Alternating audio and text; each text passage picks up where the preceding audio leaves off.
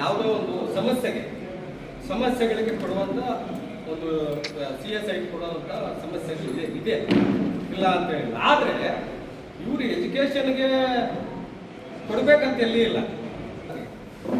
ನಾವಿದ್ದಾಗ ಹಲವಾರು ಸಂಸ್ಥೆಗಳಿಗೆ ನಾವು ಕೊಟ್ಟಿದ್ದೀವಿ. ಆದರೆ ಇಂಥ ರಾಜಕಾರಣಿಗಳಿಗೆ ಯಾರಿಗೂ ನಾವು ಕೊಟ್ಟಿಲ್ಲ.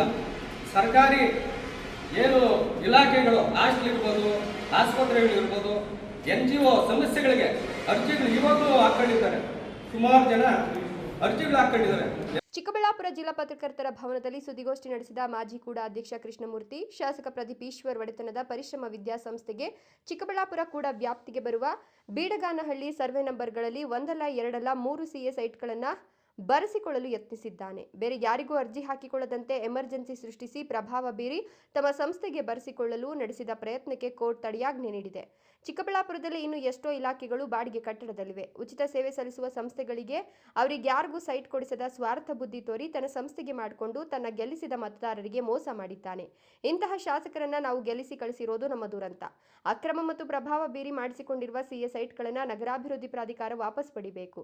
ಸಾರ್ವಜನಿಕರ ಸಂಸ್ಥೆಗಳಿಗೆ ಇಂತಹ ಸೈಟ್ಗಳನ್ನು ಕೊಡಿಸುವ ಬದಲು ತನ್ನ ಸ್ವಾರ್ಥಕ್ಕೆ ಬಳಸಿಕೊಂಡಿರುವ ಶಾಸಕ ಪ್ರದೀಪ್ ಈಶ್ವರ್ಗೆ ಸಾರ್ವಜನಿಕರೇ ಛೀಮಾರಿ ಹಾಕಬೇಕು ಅಂತ ಪ್ರದೀಪ್ ಈಶ್ವರ್ ವಿರುದ್ಧ ಕಿಡಿಕಾರಿದ್ದಾರೆ.